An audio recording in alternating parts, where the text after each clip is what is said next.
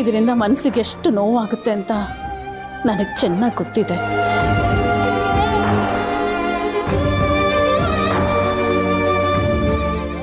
ಈಗ ನೀವು ಉಳಿದವ್ರಿಗೋಸ್ಕರನಾದರೂ ನಿಮಗೆ ಬಂದಿರೋ ಕಷ್ಟನ ಸಹಿಸ್ಕೋಬೇಕಾಗತ್ತೆ.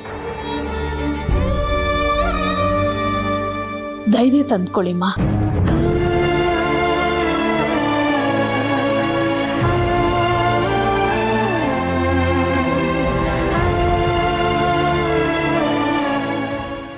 ಸರಿ ಅತ್ತೆ. ಸರಿ ಹೇಳಿ ಅಂದ್ರೆ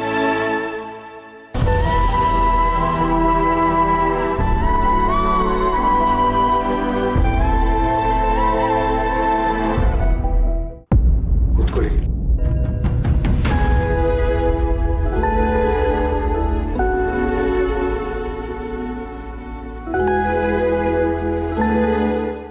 ನಿಮ್ಮ ಅತ್ತೆಯವ್ರ ಜೊತೆ ಮಾತಾಡ್ತಿದ್ರೆ ಗೊತ್ತಾಗುತ್ತೆ ಅವ್ರಿಗೆಷ್ಟು ನೋವಾಗಿದೆ ಅಂತ. ನೀವೆಷ್ಟು ಒಳ್ಳೆಯವರು, ಎಷ್ಟು ಕನಸುಗಳನ್ನ ಇಟ್ಕೊಂಡಿದ್ರಿ. ನಿಮ್ಮಂಥವ್ರಿಗೆ ಆ ದೇವ್ರು ಹೀಗೆ ಮಾಡ್ತಾನೆ ಅಂದರೆ ನನ್ನ ಕೈಲಿ ನಂಬೋಕೆ ಆಗ್ತಿಲ್ಲ.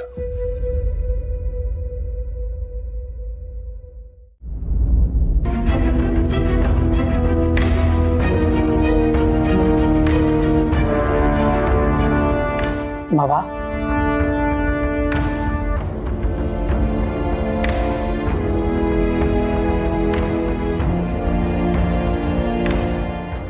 ಅಳಿಯಂದ್ರೆ ಕೂತ್ಕೊಳ್ಳಿ. ವೀಣಾ, ಅಳಿಯಂದ್ರೆ ಬಂದಿರೋ ಸ್ವಲ್ಪ ಕಾಫಿ ಮಾಡ್ಕೊಂಬಮ್ಮ. ಬೇಡ ಮಾವ, ಕೂತ್ಕೊಳ್ಳಿ. ಬಂದೆ.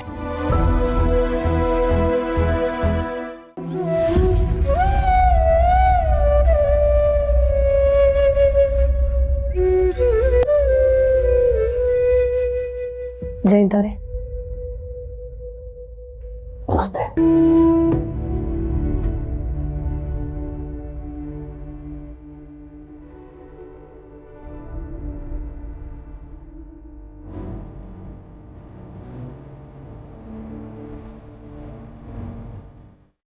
ಅಳಿಯಂದ್ರೆ, ನಾನು ಫೋನಲ್ಲಿ ತಿಳಿಸಿದ ಹಾಗೆ ಜಾನು ತಿಥಿ ಕಾರ್ಯನ 11ನೇ ದಿನ ಇಟ್ಕೋಬಹುದು ಅಂತ ಶಾಸ್ತ್ರಿಗಳು ಹೇಳಿದ್ದಾರೆ.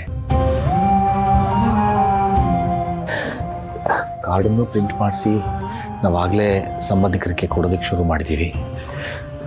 ಇದು ನಿಮಗೆ, ನಿಮ್ಮ ಕಡೆಯವ್ರಿಗೆ ಯಾರ್ಯಾರನ್ನ ಕರಿಬೇಕು ದಯವಿಟ್ಟು ಕರೀರಿ.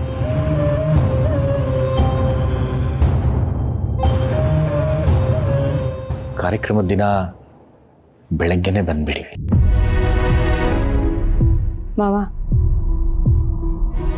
ಅತ್ತೆ ಹೇಳ್ತಾ ಇದ್ರು ಸಾಧ್ಯ ಆದರೆ ಹಿಂದಿನ ದಿನನೇ ಜಯಂತ್ ಅವ್ರಿಗೆ ಬರೋದಿಕ್ಕೆ ಹೇಳಬೇಕು ಅಂತ.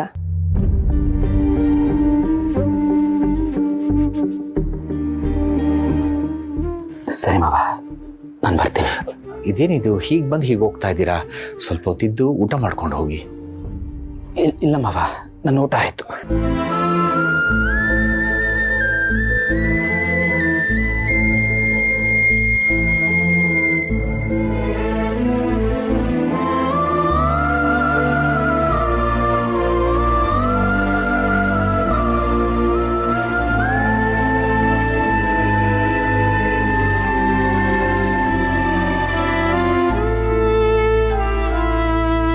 ನಾನು ಬರ್ತೀನಿ ಮಾವ.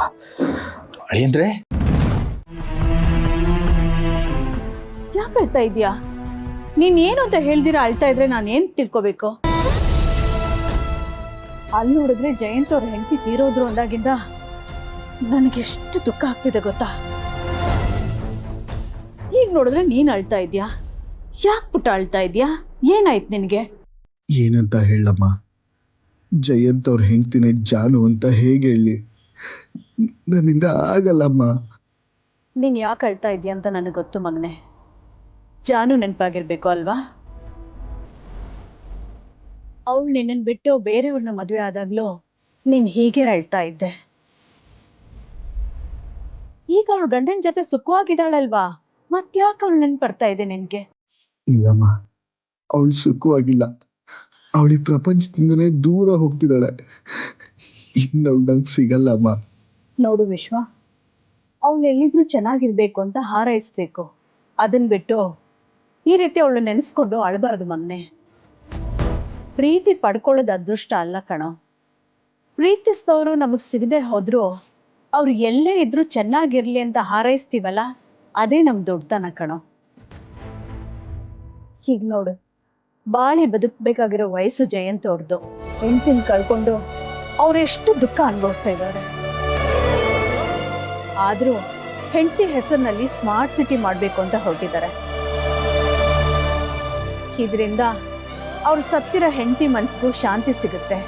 ಏನೇ ಬಂದ್ರು ಅದನ್ನ ಎದುರಿಸ್ಬೇಕು ಪುಟ್ಟ. ನನ್ನಿಂದ ಆಗ್ತಿಲ್ಲಮ್ಮ.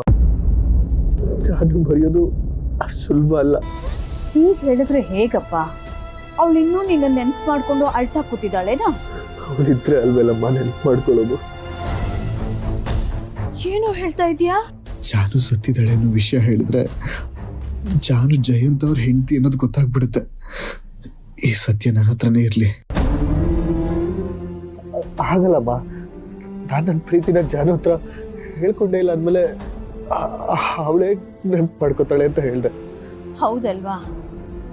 ಹಾಗೆ ನೀನು ಕಳೆದೋಗಿರೋ ಪ್ರೀತಿ ಬಗ್ಗೆ ಯೋಚನೆ ಮಾಡೋದ್ ಬಿಟ್ಟು ಖುಷಿ ಖುಷಿಯಾಗಿರೋಂತ ಕಲ್ತ್ಕೊಳು. ನೀನ್ ಹೀಗಿದ್ರೆ ನಮ್ ಜೀವ ತಡೆಯುತ್ತೇನೋ? ನಿನ್ನ ಈ ಪರಿಸ್ಥಿತಿ ನೋಡಕ್ಕಾಗಲ್ಲ. ಮೊನ್ನೆ ಇಲ್ಲಮ್ಮ, ಇನ್ಮೇಲೆ ನನ್ನ ನಗ್ನಗ್ತಾ ಇರ್ತೀನಿ. ಜಾನು ನನ್ನ ಜೊತೆ ಇದ್ದಾಗ್ಲೂ ಇದನ್ನೇ ಹೇಳ್ತಿದ್ಲು.